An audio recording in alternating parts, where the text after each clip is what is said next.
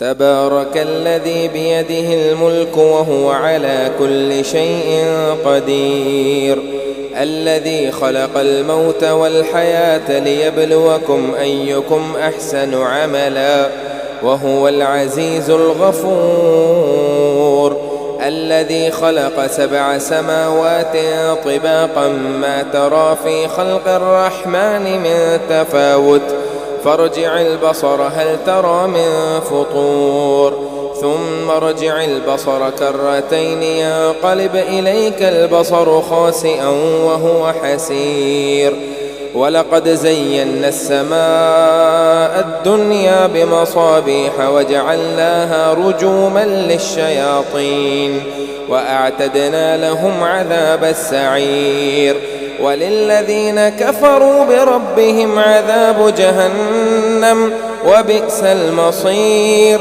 إذا ألقوا فيها سمعوا لها شهيقا وهي تفور تكاد تميز من الغيظ كلما ألقي فيها فوج سألهم خزنتها ألم يأتكم نذير قالوا بلى قد جاءنا نذير فكذبنا وقلنا ما نزل الله من شيء إن أنتم إلا في ضلال كبير. وقالوا لو كنا نسمع أو نعقل ما كنا في أصحاب السعير فاعترفوا بذنبهم فسحقا لأصحاب السعير. إن الذين يخشون ربهم بالغيب لهم مغفرة وأجر كبير. وأسروا قولكم أو اجهروا به إنه عليم بذات الصدور. ألا يعلم من خلق وهو اللطيف الخبير.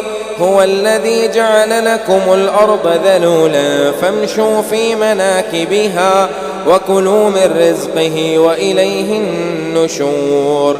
أأمنتم من في السماء أن يخسف بكم الأرض فإذا هي تمور أم أمنتم من في السماء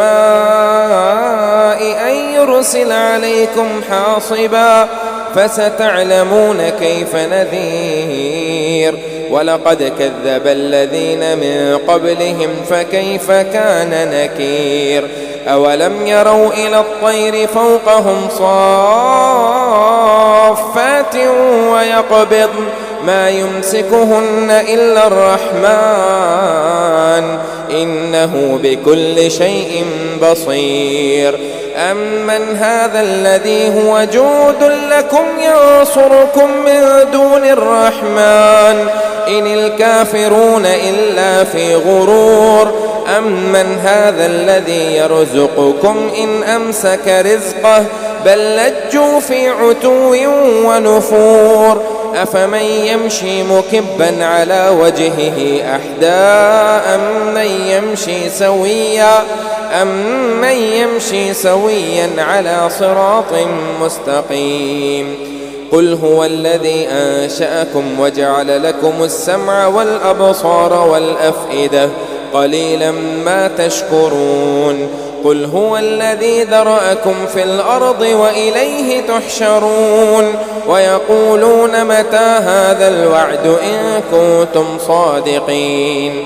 قل إنما العلم عند الله وإنما أنا نذير مبين.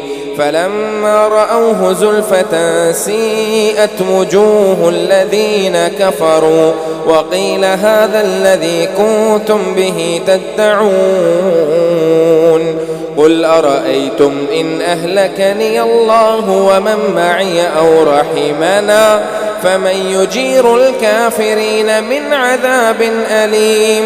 قل هو الرحمن آمنا به وعليه توكلنا فستعلمون من هو في ضلال مبين.